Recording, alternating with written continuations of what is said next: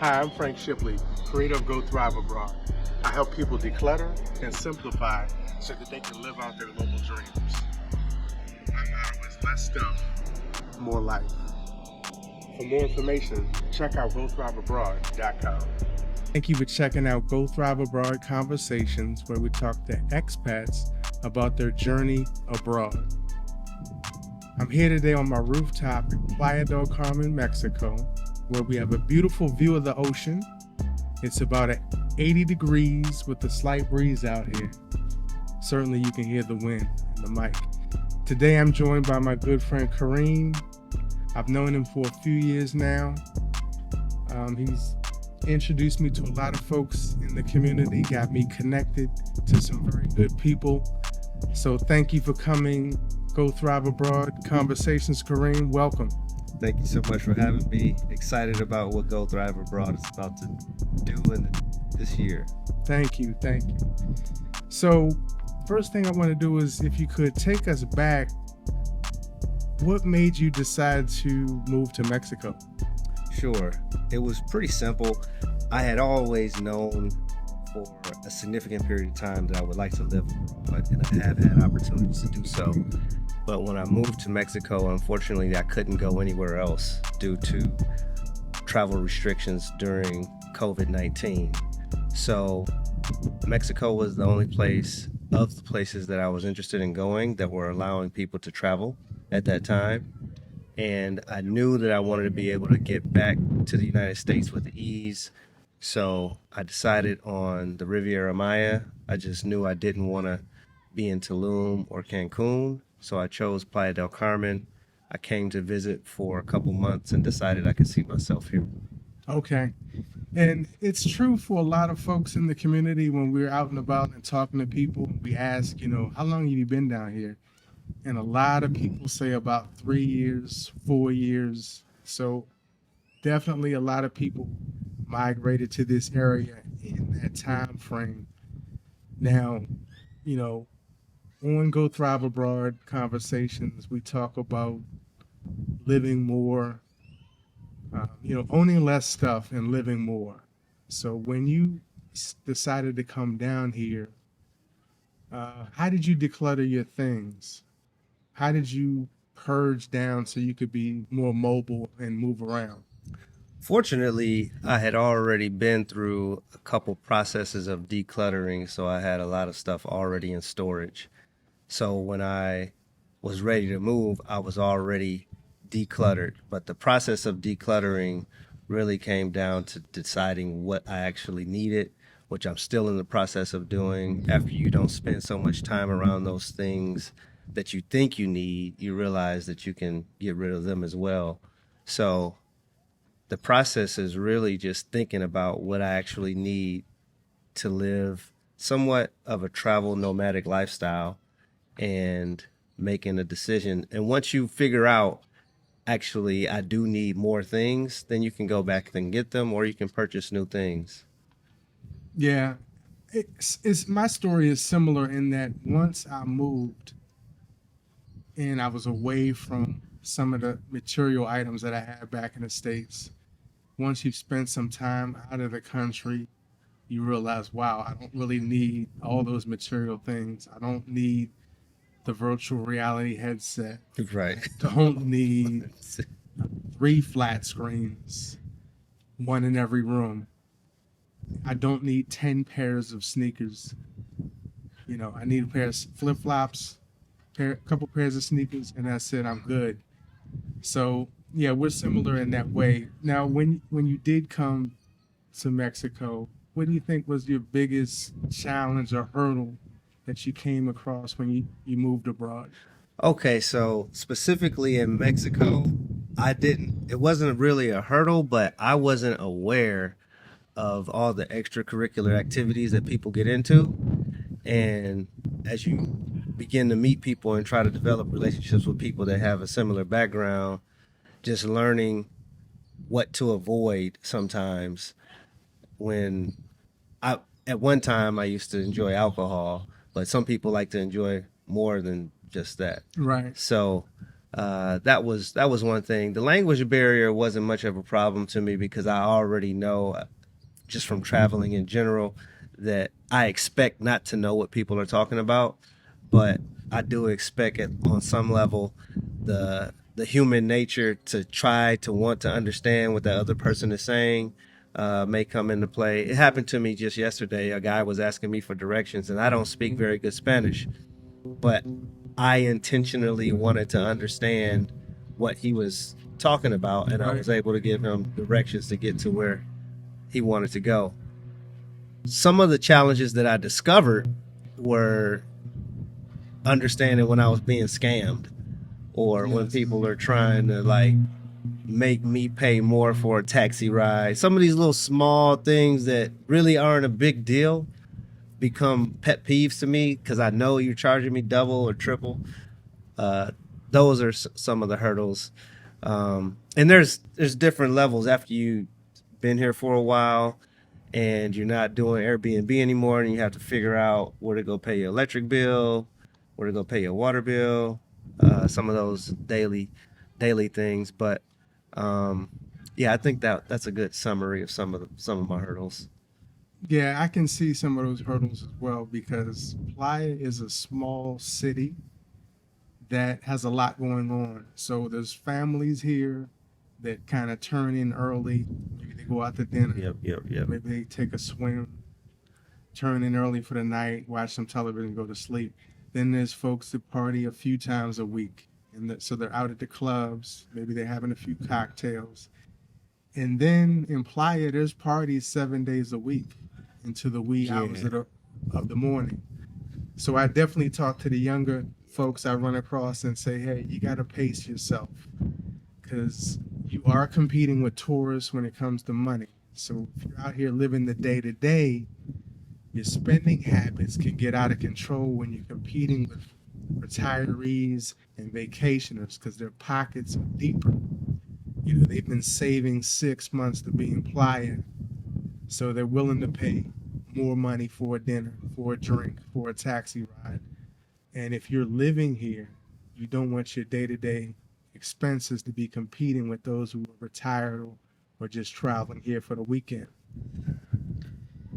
That's a big challenge that I had to learn to adapt to when coming here. Yeah, no doubt. And you got to get those first 4 to 6 months out too, because when you're in COVID, for example, hopefully that doesn't happen to the degree in which it did before.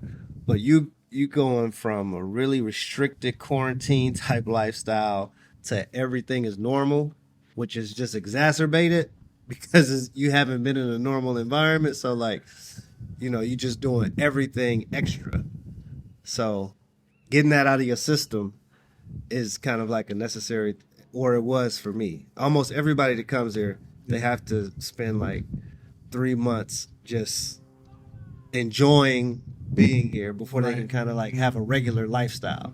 Right, and adapting to the seasons. Because here in Playa, we have the low season where taxis are looking for you because there's not as much business, there's not as much tourists. And in high season, they're charging or they're passing you up because they got rides waiting. So it's definitely a challenge adjusting to the seasons and how business works, how relating to merchants work during the high and low season, and adapting to the cultures of like music because the sounds are different here. Yeah. Maybe where your city you live in the States is quieter. But here, it's nothing to be hearing loud music all hours of the day and night. Music, dogs, traffic, roosters. Yes, roosters. I was on the phone with a friend the other day, and the rooster did its thing. And my friend from the States was like, what is that noise? I'm like, yeah, that's a rooster. Right. There's a family with a couple roosters that live right next to me. But you adjust to it. I actually welcome the noise. It doesn't bother me anymore. So you've been here for quite some time. What ways are you thriving abroad? What does your day-to-day look like? Most specifically from a health and dietary perspective, learning my body, having access to foods that are healthy for me, I would say having a little more clarity or not being stressed by things that inundate. Unless you're on social media or you're in the news, there really isn't any media or people that are carrying information that expect you to engage if something happens, and that can interrupt your day. For example, if you're in the States or in a work environment where people are constantly listening to the news, well, they can carry that with them and then bring it to you to work. You may not have no interest in engaging in it, though you are concerned, but those types of things can interrupt you. But my day to day includes exercise, spending a little bit of time in the sun, and thinking about what I want to do next. I've spent a little too much time thinking about what I want to do next, but it is very much a healthy environment for someone who's choosing to live a simple life. If you want to do more than that and be over exerted like you could be in the States, then that can happen too, but it's a slower pace. It's definitely a slower pace, and coming to the Caribbean area, learning to deal with not so much go, go, go, slow down, relax. We're going to, merchants, we're going to get to you. When you're at the restaurant, they're going to get you the check. Just got to take your time. Things are a little bit slower here. Businesses operate a little slower here. And so adjusting to those differences is a big deal for some people. Yeah. Your day-to-day definitely sounds a lot more healthy, being here, being active. Would you say Playa is a good walkable city? For me, Playa del Carmen is if I had to rate it on a scale of 1 to 10, I would say 7 for sure, maybe even better. The only thing that's a challenge with walking is if you're walking on the sidewalks. Well, there's multiple things, I should say that. But walking on the sidewalks can be an up and down elevation type experience. There could be holes, literally holes in the ground. And if you're not walking on Fifth, that's where you're going to see most of that. But walking near the beach or in the area that we call Fifth Ave, that's known as Fifth Ave, that area is going to be relatively easy to walk. You want to get to the grocery store. As a person who's able-bodied and has relatively good mobility, I don't have many issues. But I had my grandmother here one time, and it made a difference, the routes that I took. Though she wasn't doing a tremendous amount of walking, I did want her to walk just for exercise and be out in the sun. How are you doing? I'm doing fine, thank you. Sorry about that. I was too busy looking at the water. No. Okay, now I am. Yep. Okay.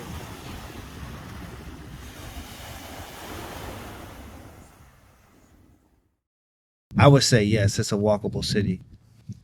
And I mean, you touched on an important part, because when you travel outside of the States, there are situations where a railing may not be there. Yeah, there's a lot of those. Stairways with no railings, maybe a rooftop with the safeguard possibly not being there. There could be steps with it's tile, and if it gets wet, it's slick. Yep. There's been holes. I've been walking, and then all of a sudden there's a 4-foot hole. One time a guy stopped me right on the main street, a local guy. He said, "Whoa, whoa, whoa." And he pointed to the ground. There was a big hole I was about to step in. So it's not so much the lawsuit culture here. If you trip and fall, it's kind of on you. You got to get your medical care.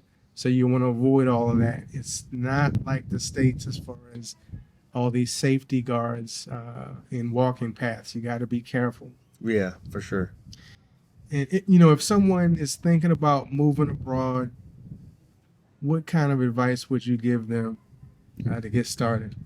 That's a good question. What should they be thinking about, I guess? That's a good question. It's hard to say generically, because there are so many different age ranges True. and what people are looking for. But if you really have decided that you want to move to another country, and let's say you've decided that that country is going to be Mexico, you should be thinking about how you're going to travel back and forth. So, for example, if you've never been to Mexico, I would choose to try to be in a city that I know I can get back to the United States within one flight. If you've never lived outside the country and you've never been to Mexico, the reason I would choose that is because if for some reason you have an anxiety attack or something goes unexpectedly wrong, Family emergency back home. back home, you don't have to connect from one place to another, especially if you don't know Spanish. If you don't know Spanish, that might be one of the first things you should be thinking about is learning Spanish. Yes. Yeah, The locals do appreciate when you at least try to pronounce words, to, make sentences in Spanish, and they give you respect for that. You may actually get a lower price because you're not coming here expecting someone to know your home language. You're working with them and speaking in their language, and they appreciate it. Yeah. In addition to that, well, the safety perspective is what I was going with being able to get back to the States from an international airport. Your telecommunications, if you want to be found, having a service provider from the States that you're allowed to at least make a phone call with, even if they're going to charge you extra. You don't have to, but in my opinion, it's going to be worth your while to be able to contact someone once you land, let them know you landed, even if it's just text messaging. I've been here without a phone, and you'll be okay, but it's unsettling. Yeah. And to add to that, if you're solo traveling in a foreign country for an extended stay, folks back home maybe should contact some of your friends who you socialize with in the foreign country. Because if something was to happen to you, friends and family from back home need to be in touch with friends or family in that foreign country so they can get updates on what's happening with you, if you need something, if you're in trouble, if it's a medical emergency. So I definitely agree with you on the safety aspect. It's something people have to think about when they're traveling. Now, since I've met you, you've always talked about this one important message. It comes up quite a bit. Uh-oh, I think I know what it is. Okay.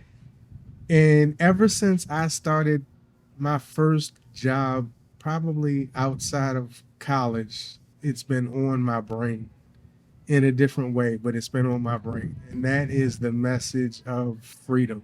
Yeah. And I want people to try to understand that people relocate and move to foreign countries, lower their cost of living. And they call it all these different things, but really what people are seeking is freedom. But I want you to talk about it in the way that you want to. Yeah. And we can expand on a lot of these questions that you're asking because they're all great questions.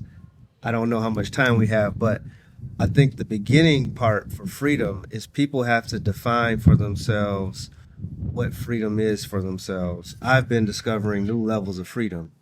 And when you're aware of a new concept of freedom, then if you want to, achieve that, or if you're ambitious enough to go and try and receive it, then it's going to push your boundaries to get out of your comfort zone.